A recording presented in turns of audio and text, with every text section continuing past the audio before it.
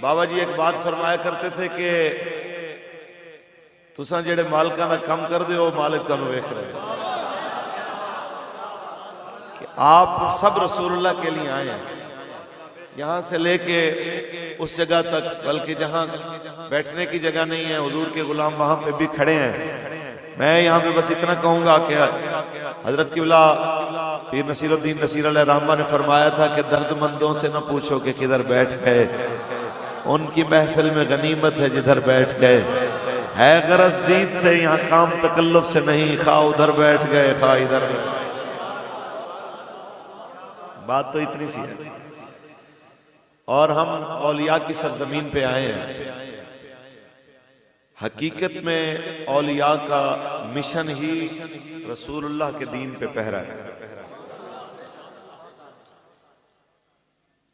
बड़े बड़े बादशाहों के महल खत्म हो गए, उनके नारे लगाने वाले खत्म हो गए, लेकिन जिन लोगों ने अपनी जिंदगी अल्लाह और उसके रसूल के नाम पे वक्फ की, आज मैं कहता हूं कि अशरे गुजरे, दहाइयां गुजरी, इतने सालों के बाद, हत्ता के सदियां गुजरी, रसूलुल्लाह के उन गुलामों के डेरे आज भी आबाद हैं। ये ऐसे नहीं है। हुजूर किबला पीर मेहर अली शाह रहमतुल्लाह ताला अलैह फातिह कादियानियत ताजदार गोलड़ा, आप एक बार तशरीफ लेके जा रहे थे पाकपतन शरीफ, तो रास्ते में कुछ मौलवी साहबान मिले और उन्होंने कहा, हजरत जी हमने तो सुना था आप बड़े पढ़े लिखे आदमी हैं, इतने बड़े आदमी के जिसके नाम से कादियानियत कांपती है, कुफर कांपता है, दहरिये कांपते हैं, आर्या मजहब वाले कांपते हैं, क्रिश्चियन कांपते हैं, कोई आपसे आके इस्लाम के मद्दे मुकाबिल कोई गुफ्तगू करने के लिए तैयार नहीं होता। इतना बड़ा इल्म है आपके पास। अफसोस की बात है आप भी दरबारों पे जाते हैं, आप भी जनाब यहाँ पे आए हुए हैं, क्या करने के लिए आए हैं, ये क्या दे सकते हैं? आपने उसका चेहरा देखा, मुस्कुरा के फरमाने लगे, हो सकता है मैं कोई हदीस पेश करूं तो तुम कहो कि मुझे इसकी सनद पे एतराज है, हो सकता है मैं किसी बुजुर्ग की बात करूं तो आप कहो कि जी मैं नहीं मानता, ये मेरे मशरब के नहीं है, मैं इसे क्यों मानूं? तो कहते हैं मैं अल्लाह का कुरान पढ़ता हूं, अल्लाह करीम ने फरमाया फज़कुरूनी अज़कुरकुम, तुम मुझे याद करो मैं तुम्हें याद करूंगा। कहते हैं बस ये तो मुझे पता है कि फरीद सारी जिंदगी अल्लाह अल्लाह करता रहा है, अब मैं अल्लाह का वादा सच्चा होता देखना जाना चाहता हूं कि अल्लाह ने जो कहा है जो मुझे याद करेगा मैं उसे याद करूंगा।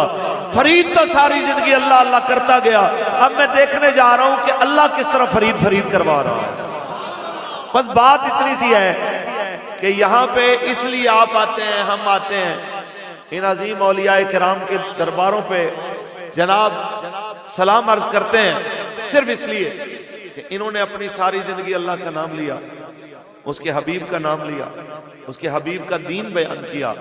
किसी ने माना तो भी, किसी ने ना माना तो भी, इनका काम था अजान हक बुलंद करना, वो करते गए।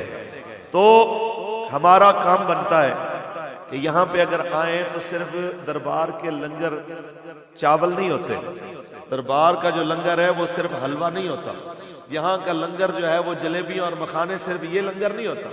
असल औलियाए किराम का लंगर उनका किरदार होता है जो हमने यहाँ से लेके जाना। समझ आई कि नहीं? बात समझते हैं? हमारे पास बड़ा पैसा है, हमारे पास बड़ा रुपया है, हमने लंगर चला दिया बस अल्लाह खैर सला, ऐसा नहीं है। आप जितनी अकीदत से आते हैं, ये जो तकमीनी उमूर वाले लोग हैं ये आपकी जेबों को नहीं, आपके अंदर को देखें। ये जितने माहौल चलता रहता है आप समझने की कोशिश करें, ये अजीब लोग हैं। हमारे हजरत किबला अमीरुल मुजाहिदीन मुहाफिज खत्म नबूवत और नामूस रिसालत, पहरेदार खत्म नबूवत,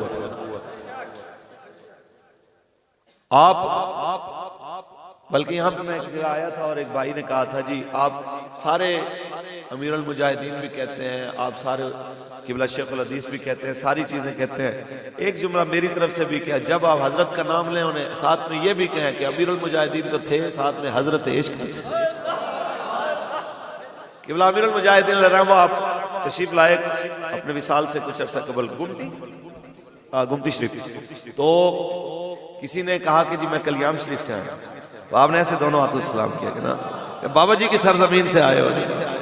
ये तो हमारे बड़ों ने हमें सिखाया है कि जो बड़े लोग होते हैं उनकी सरजमीन भी बड़ी कीमती होती है, उसका भी हया।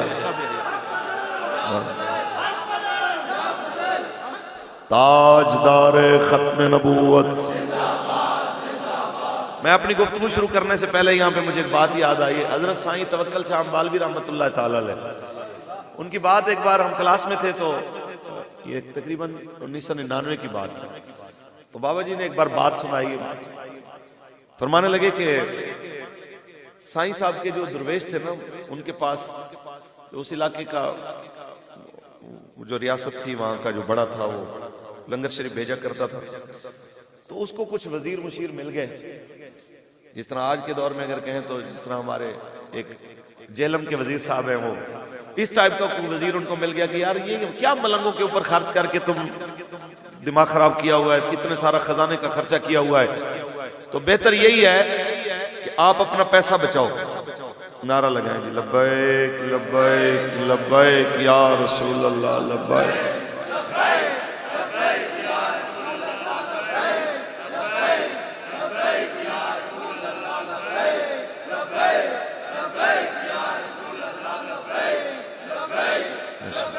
या रसूल अल्लाह लब्बैक लब्बैक या रसूल अल्लाह लब्बैक लब्बैक। जिंदाबाद जिंदाबाद जिंदाबाद। तो उन्होंने मशवरा दिया कि ये क्या है, मलंगों के ऊपर तुम खर्च करके तो अपने जनाब पैसे खराब कर रहे हो इन दरवेशों। उसने लंगर बंद कर दिया, तो हजरत आए, फरमाया यार कोई पकाया नहीं कुछ। आखिर किबला वो बादशाह सलामत आर्डर आया कि हुण कोई शै नहीं लभनी, उन्हें लंगर बंद कर दिता। आपने फरमाया अच्छा, उन्हें अगर लंगर बंद कर दिता तो मालिक ने उनकी हर शै बंद कर दी। ये क्या, तो उन्होंने कोई आर्जा होया ना जनाब वाशरूम जान जोगा ते ना मंजी ते बैठ जोगा। रूए जमीन दे इलाज करा करा के थकिया, ते हजरत नूं फिर ख्याल आया कि यार ये बाबे दी बददुआ ना लगी हो, तो उसने बुलाया हजरत को, जी कुछ मेहरबानी फरमाएं। आपने ऐसे कागज निकाला, फरमाया हाँ हम अल्लाह की बारगाह में इल्तिजा करते हैं, लेकिन पहले आप इस पे साइन कर दें कि आपकी जो सल्तनत है सारी इन मलंगों के नाम है, ये फकीर जो लोग हैं ये खाते रहेंगे, अल्लाह खैर सल्ला, तो फिर तो मैं कोई दुआ करता हूँ, वरना ठीक है आप जिस तरह है चलते रहें। अब जब बंदे की जान पे बनी हो ना, तो वो कुछ भी करने को तैयार होता है। उसने जनाब फौरन साइन किए। हजरत ने जनाब अल्लाह की बारगाह में दुआ की और उसके पेट पे यूं हाथ फेरा। यूं तशरीफ लेके गए तो तबीयत बहाल उठ के बैठ गया। तो पीछे से आवाज देके कहते हजरत ये अपना जनाब दस्तावेज तो ले जाएं, रियासत आपकी है।